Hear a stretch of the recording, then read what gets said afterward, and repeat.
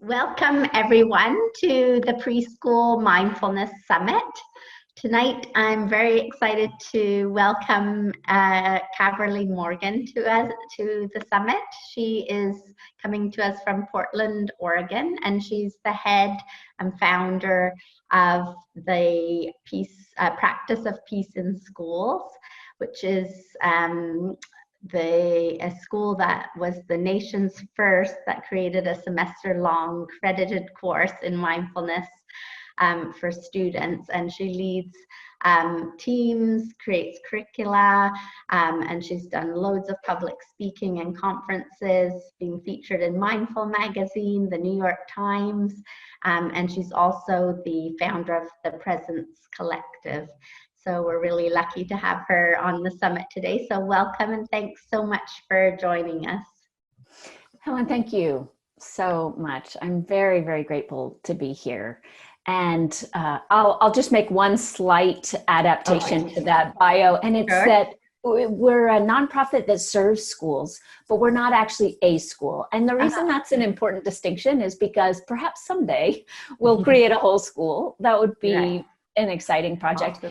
And the part that you did state that I could underline is that Peace in Schools as a nonprofit has created the first semester-long credited mindfulness course that we know of that's expanded as fully as it has here in Portland. So we're in 90% of the Portland public high schools at this point with our full semester-long credited mindfulness course. Yeah.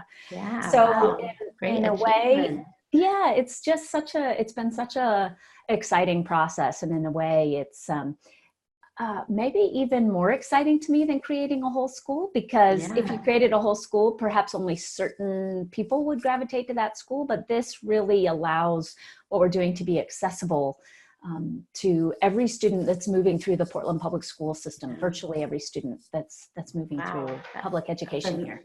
Yeah, wow, very exciting.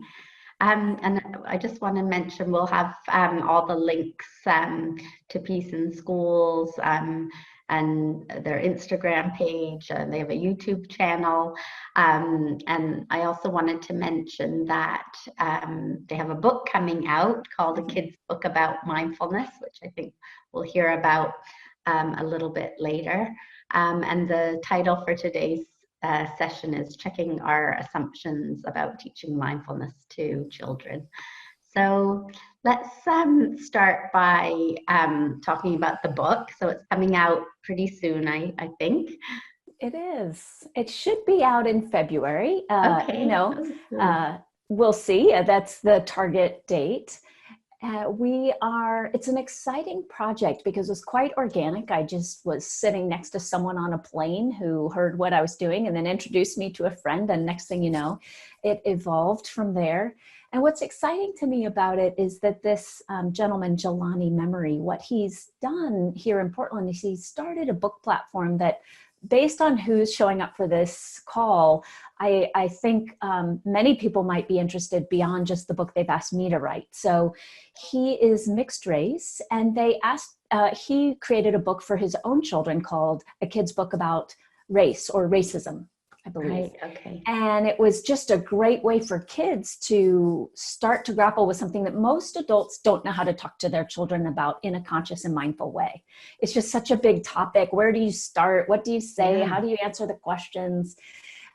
Especially if it's not your lived experience, that you're not on the side of speaking to your own direct experience of being oppressed or marginalized. So many of us just don't know how to begin that conversation. And yet our children ask us questions. So he has created this platform for it that just blossomed. And now there's a kid's book about body image, a kid's book about money, a kid's book about cancer, a kid's book. It's just exploded. Wow. So it's really a very cool project, I think. And he invited me to do a kid's book about mindfulness. Okay. And we're right in the middle. We're in this final draft stage where we're looking at, and this leads into what we'll be talking about today, what age, the book that I wrote, what age is it really for? Because I've been very sensitive lately to how, with all good intentions, we might bring things that aren't developmentally appropriate to young children. So I'm right in the middle of, I think it's the case that the book that I wrote is actually going to be for middle school age students, because it does bring in concepts like what are you saying to yourself? What are the, what's the nature of how your thoughts are forming and how that leaves you feeling? And so cognitively, it might end up being a middle school aged book. Wow, it sounds exciting, and you know, the more books we can get around this topic, the more helpful and impact of more kids we can reach, I think. So I will look forward to seeing that when it comes out in February. Please let us know if you have the link or anything, and we can share that with our viewers as well. So tell us a little bit about the impact that this program that you've developed has had on the children that you're using it with, and also the age range that you're working with on this program that's in the Portland schools. Yeah, we've served almost 3,000 teens at this point. And one thing that's incredibly exciting to me is how lived of an experience the transformation is, meaning it's no longer, we started the program in 2014 with the first semester long mindfulness course, and it's no longer theoretical for me. When I was in that first class experience, it was a pilot class. We weren't really sure how it was going to go. The curriculum very organically arose from me being in relationship with the teenagers in that room. I knew I had an arc of what I wanted to accomplish in a sense, but I really wanted the curriculum to meet students where they were, rather than me trying to craft something and then impose it. And that really is one of the themes of our call as well, is how can we, through a mindfulness practice, be deeply attuned to who we're working with to see what the need actually is. So I'm very happy with the way in which after we created this curriculum, again, the curriculum arose out of me having these interactions with these teens and drawing upon my background in mindfulness. And then we've had it adapt, the curriculum has been adapted by people from all different backgrounds, all different walks of life, all different positionalities, so that it can really be tailored for all the teens that we serve. And I recognize this will be an ongoing process where we have a curriculum that currently is serving, as I mentioned, 90% of the Portland public schools. And we don't have, we're not serving in rural areas yet. So there might be some ways that, I'm sure there will be ways that will adapt once we move beyond Portland. But right now, the curriculum is, it's been deeply moving for me to watch what teens go through when they're not simply getting a quick mindfulness intervention. And the main thing I can say that gets to happen with that is there's no confusion in general for teens about what's really possible through mindfulness practice. There can be some confusion, I'm learning, in public education, at least as I've seen it, when mindfulness is a really quick intervention. And I'm not saying that's bad or wrong. I'm just suggesting that there can be some fallout.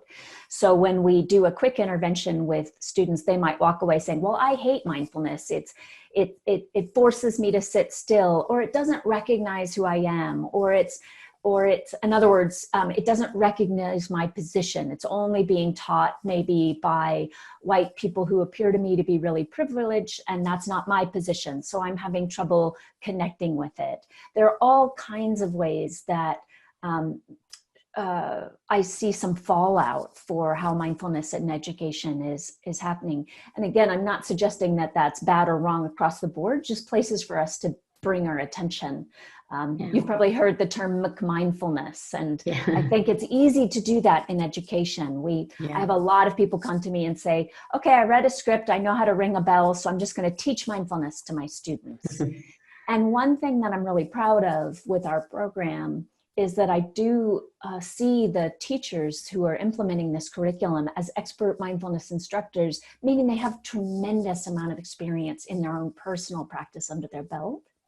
And one of the greatest things I've learned is that the embodiment of that personal practice is what transmits the teachings. That's where the real transformation happens. Yes, it's profound that in our program we teach tools like recognizing negative self-talk, disidentifying from the conditioned mind, all the things we're taught and trained to believe about ourselves, being able to get some distance with that, cultivating a compassionate mentor within, seeing how we learn to survive our lives. So you and I were talking for a moment before this call about how cognitively that's quite advanced. Yeah. So there's a reason that's a curriculum for teens. But what's been profound is because the depth and duration of the class combined with the quality of practice that the instructors bring, we have just seen tremendous, tremendous transformation with students, which I think is why it's taking off in a sense faster than we can keep up with it. Wow. Oh, that's wonderful that it's being accepted so widely, and people are kind of making it their own, and that the teacher's practice is really what's leading the way. I think that's important, whether they're preschool or all the way up to whether you're working with other adults. Do you have any tips or ideas for maybe preschools that are interested in bringing in maybe their own program, or just bringing in a kind of mindful culture into their preschool, about how they might go about that? Yeah, I do want to be clear. I don't work with preschool age children. And so there are many people that I know you're interviewing that really are going to be experts in that category. What I can speak to is what I've learned through experience around the importance of being the mindfulness practice that we want to bring. I work with teachers because we created a Peace in Schools educator training program that just evolved organically because so many teachers and counselors saw what was happening with these teens. I mean, just tremendous transformation. Teens who were suicidal risks who suddenly weren't suicidal risks based on having these tools. Teens who, with appropriate medical support, chose to go off anti-anxiety or antidepressants, medications. And I really give that caveat of like with professional support. And so that transformation, I just can't underline enough that as educators see that transformation, teachers, counselors, administrators, we've had other school employees just say, I don't even work directly with the youth, but I, as the librarian, I intersect enough that I really want to get a little bit of what I might be able to bring. Yeah. And just acknowledging some librarians interact with students more than others, but I think it's interesting. We've had people come to our trainings that actually don't interact that much, but they just see what's happening. And they want to know more about what that is. So the thing that I've seen is, no one works with youth for the money. All of us work with youth out of love. All of us work with youth because we care deeply about the future of our world and the future of our children. And there's just so much love in that calling. And from a place of love, one of the biggest patterns that I see in our adult educator training is, because I love so much, I just want to give the best tools I can give. I want to make sure I can prepare the student the best I can. And it's all good intention. And sometimes we're the first group of people to forget to cultivate our own practice. Look to, how do we find balance in our own lives? What does it mean to really have a stable ground of resting in presence and moving through our lives from a place of presence? It's so common that I see teachers who say, well, just give me the script. You know, one of the greatest things that happens in our educator training program is that people come through and they're willing to take this training as long as it leads to, now I can give these things to the young people that I love. Yeah. And we sort of have to do a little bit of a bait and switch, but we're very honest with people about it. We tell people right at the beginning, this isn't a training where you get this perfect script that you can read to your students at the end of this training. This is about empowering you to know how to come up with practices or draw upon other practices. You know, again, as you've heard, our organization cares a lot about, while recognizing cultural appropriation and bringing sensitivity to all of these different things, how to meet students where they are, recognizing the nature of who's in the room, the backgrounds, the diversity that might be present. And then really being able to teach from your own direct experience. And that's, again, the biggest place I see people get stuck is, can I just do a 1 hour training for my own direct experience, but then get this book about what to implement? Yeah, I think that's common in all ages and in lots of different subjects for teacher training. But yeah, it's such a personal journey that you need to go on and embody really to bring this to schools. So really interesting. What about working with parents? Do you have parents involved in the program, and how have you integrated that into the schools? Yeah, we are moving towards a whole school model. It started with just a 1 semester long class. And then, as you can hear, teachers, educators, counselors were very interested. So we created this adult educator training program. We just have a tier 1 of that program now, which means just a handful of offerings, but we're really in the process of building out a whole training institute because of the need, because of the call for, I think specifically how we're approaching mindfulness in education, all the different things that we're attempting to bring together as a philosophical approach. And so we have great demand. And as this is expanding, we're not only expanding that training institute, we're expanding the ways we work in schools. So and that includes parents. One of the things that's very unique about our program is that because I'm sending in mindfulness instructors who work for Peace in Schools, and they might not have a teaching certificate. They're expert mindfulness instructors, and in many cases, doesn't mean they have a graduate degree in being certified to work in a public school, at least here in Portland, where they don't all meet those standards. So what's beautiful is we formed a model that there's partnership between the public school employee and the Peace in Schools employee.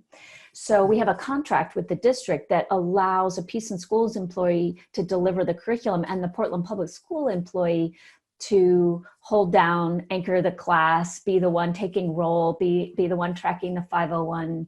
I'm just blanking off for a moment on the code. I was just about to say 501c3, but that's the nonprofit status. They're not tracking that.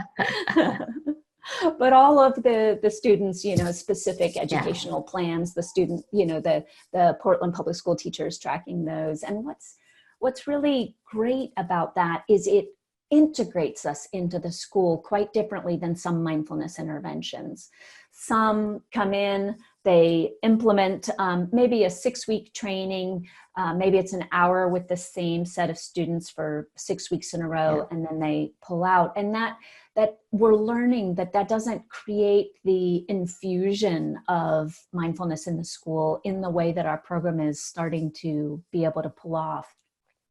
And that has to do with really finding out ways to be embedded and to be a stable presence there. So as, let's say, for example, Barnaby Willett, one of our employees, is working in Cleveland High School. He's there in Cleveland High School, and then counselors see him as a point person for mindfulness. So as students are struggling in the school, they can say, oh, Barnaby, this student should be in your class. It's an elective class. We don't believe that mindfulness should be forced onto anyone. So students opt in. And once a student learns, okay, I have been struggling. Now I've learned about this class. Often at the counselor's recommendation, they decide to sign up and give it a shot. And then Barnaby, as just an example of one of our employees, he's then available as a resource. Counselors might contact and say, okay, this student can't fit the mindful studies class in their schedule, but what are some other things that this student might be doing? Or would you be willing to talk to this student's parents? Or so there becomes a different kind of support that's available. Yeah. And Barnaby and one of our employees, Jen, did a 8-week series recently just for parents in the school. So it's quite beautiful. They offered the same curriculum that we offer through an 8-week program here in Portland. And I know many people on this call won't be in Portland, so I will put out a shout that we are creating online programming right now. Oh, so there will be something offered through Peace in Schools soon. And it's just incredible to watch how parents are really excited about what their children are learning in our experience. And again, it's opt-in for parents. So maybe I'm only getting to hear from the parents that are quite drawn. Yeah. But that's been important to us as well, as that kind of infusion and integration. Yeah, wow. Sounds like it's growing in all different aspects, and lots of new things are coming. So what's your hopes and dreams for this program in the coming decade, and what would you like to see happen maybe in other parts of the country?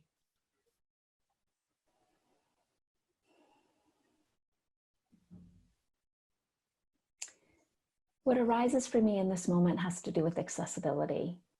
I feel that the Portland students that get a chance to access this class are so fortunate. You know, imagine if when you were going through high school, you had a semester-long elective class that you could take that supported you in knowing the inner landscape, right? Everything else is about information coming in, you're digesting it, you're absorbing it, you're trying to memorize it, you're spitting it back out for tests.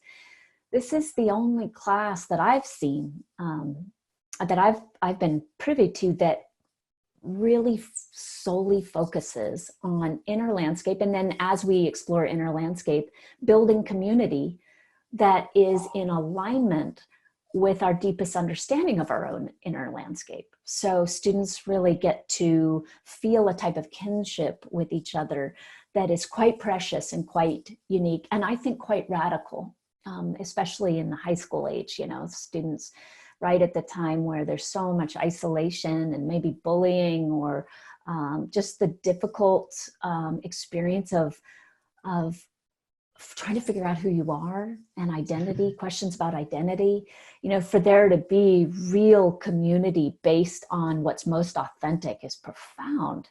And so because of my access to witnessing that kind of transformation, my hope is that this becomes more accessible. And what I mean by that is that it becomes the norm that high schools and all ages have forms of self-awareness and community awareness, and then world awareness as a regular part, not a radical one-off, not something controversial. I always use this example of how a long time ago we thought, like now we would never have a school without some form of physical education. But that used to, just imagine, that was radical at one point in time. We didn't question that we could just have students sitting at desks all day and not do something that allowed for the energy to move through the body, for students to have a very different experience around, being in physical form. And I hope it's the case that we, in not the too far off future, because I think our world needs it, that we're able to say, can you believe we used to not have some form of like self-inquiring and self-understanding and tools so that we know how to move through the world, rather than just things that maintain identity and becoming the right person. And so I'd love to just see this program and others flourish. I'd love to see programs that really offer depth and duration and that are taking in mind issues of social justice. And by that, I don't mean some wild political thing that might get a lot of pushback, but also normalizing the ideas of social justice as well-being for all.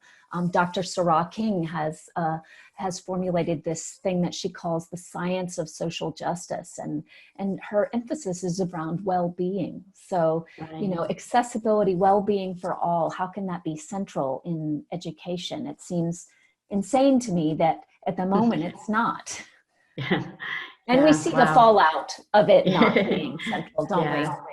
Well, that's a wonderful vision and dream, and one I share, I think, and maybe with the younger children, and hopefully, hopefully the people that need it can find these tools and, as you said, have them accessible. So Caverly, tell us a little bit about your thoughts on, when things are, how we have to take into consideration the children's ages and what's developmentally appropriate when we're bringing mindfulness into preschool classes and all the way up to adults. Yeah, thank you. First, I should acknowledge I am not an expert in childhood development either.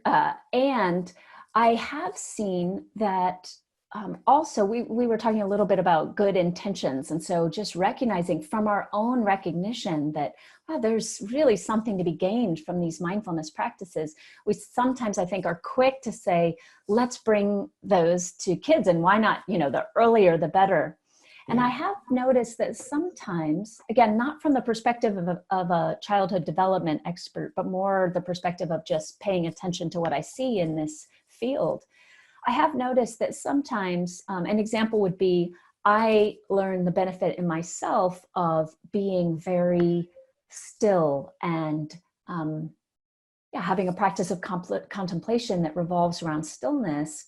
And then I ask a young child to do that when developmentally that's actually not in, again, just my own observation, it's not in keeping with what the child's naturally trying to do. So it seems to me that it's so natural that young children are really here to explore their will. What I want that thing, so I'm going to figure out how to get it, and I'm going to fall down, and I've got the will to get back up and go at it again. That's a very natural developmental stage. So I think it's important to note that if I'm not paying close attention to where the child is and what the child needs, it would be easy to say, well, this has been helpful to me, so I'm just going to ask this 4-year-old to just sit still. And in fact, I might even be suggesting, even on a subtle level, that practicing good mindfulness would be sitting still in a particular way or for a certain amount of time. And what I've seen is that children are quick to imitate. So they might try to imitate what they're seeing, but they're not actually getting the same benefit that I might, as an adult, experience and therefore want them to have. I've seen the same thing to be true around that next developmental stage where it's clear that children are exploring emotion, just really letting themselves know the full range of human emotion and what's that all about, and expressions of emotion. And so I just question, is that the right time to ask children to witness their emotion, and in a sense develop this or even practice this stepping outside that emotional experience in a particular way that might be really helpful for example, one of our teens in our high school curriculum. So I'm just quite passionate about working with what's right in front of you. And I think it requires our own mindfulness practice to be so sensitively attuned to who we're working with might actually need. And that's why I'm just not a fan of quick fixes. I'm not a fan of interventions that have short training programs, kind of, and then granting people the opportunity to implement programs that might be lacking in that sensitivity or depth. Yeah, I totally agree, Caverly. I think it's so important to bring that intention of really knowing your kids in an early childhood classroom, and what their likes and dislikes are, and being playful and bringing curiosity into mindfulness type of things that you're doing. I think it would be pretty hard to. I have seen young kids sit quietly, but only for very, very short periods of time, and it's kind of built up over a while. But I think our kids moving, want to move, and so if we can bring in that playful element, I think it helps the class just stay authentic. Yeah, lovely. Yeah. Well, anyways, thank you so much, Caverly, for coming on and for sharing about the Peace in Schools and your upcoming book, which we're looking forward to hearing about. And just a reminder to everyone that the links to join Caverly's newsletter and the YouTube videos and things will be on her speaker bio. But thank you once again for joining us. Well, thank you for sharing that link with folks. And also for those interested in just taking their own personal practice to perhaps deeper place or to explore more fully, I'd love for people to check out caverlymorgan.org as well, if that's of interest. So Peace in Schools as well as caverlymorgan.org. That's where currently the Presence Collective part of what we do is housed. Okay, great. We'll have those links below in her speaker bio, so you can check those out. And thanks again for joining us on the summit. Thank you. Very honored to be here. Thanks.